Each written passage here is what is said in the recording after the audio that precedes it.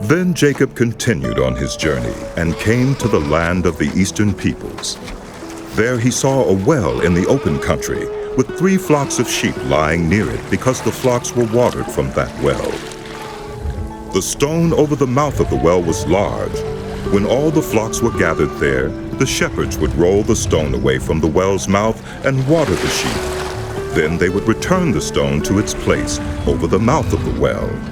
Jacob asked the shepherds, "My brothers, where are you from?"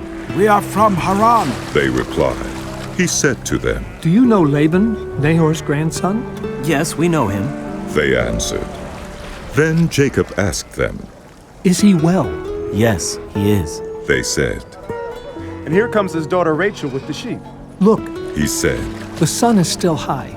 It is not time for the flocks to be gathered.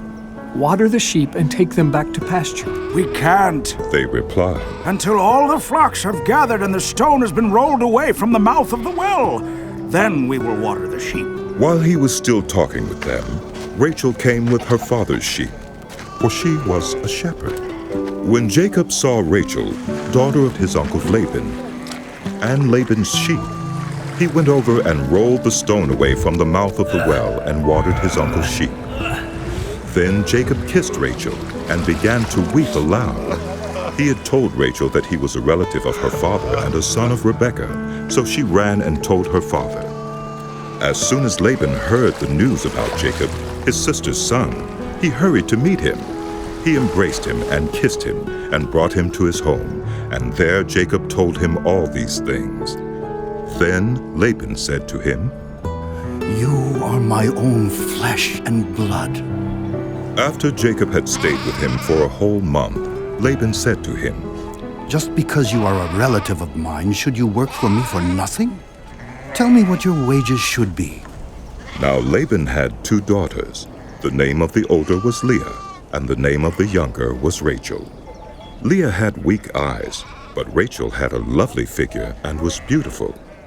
Jacob was in love with Rachel and said, "I'll work for you 7 years in return for your younger daughter, Rachel."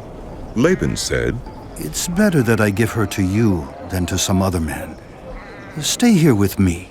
So Jacob served 7 years to get Rachel, but they seemed like only a few days to him because of his love for her.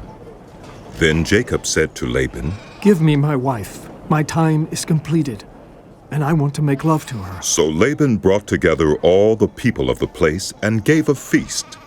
But when evening came, he took his daughter Leah and brought her to Jacob. And Jacob made love to her. And Laban gave his servant Zilpah to his daughter as her attendant. When morning came, there was Leah. So Jacob said to Laban, "What is this you have done to me? I served you for Rachel, didn't I? Why have you deceived me?"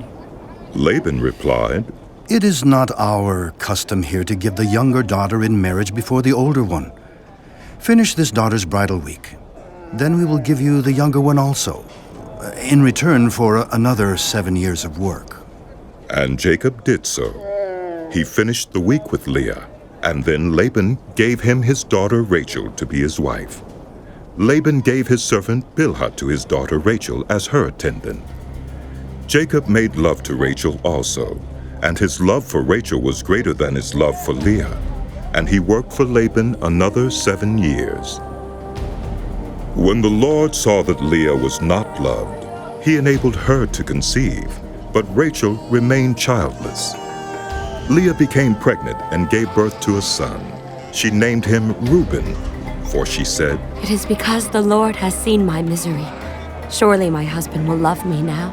She conceived again, and when she gave birth to a son, she said, "Because the Lord heard that I am not loved, he gave me this one too."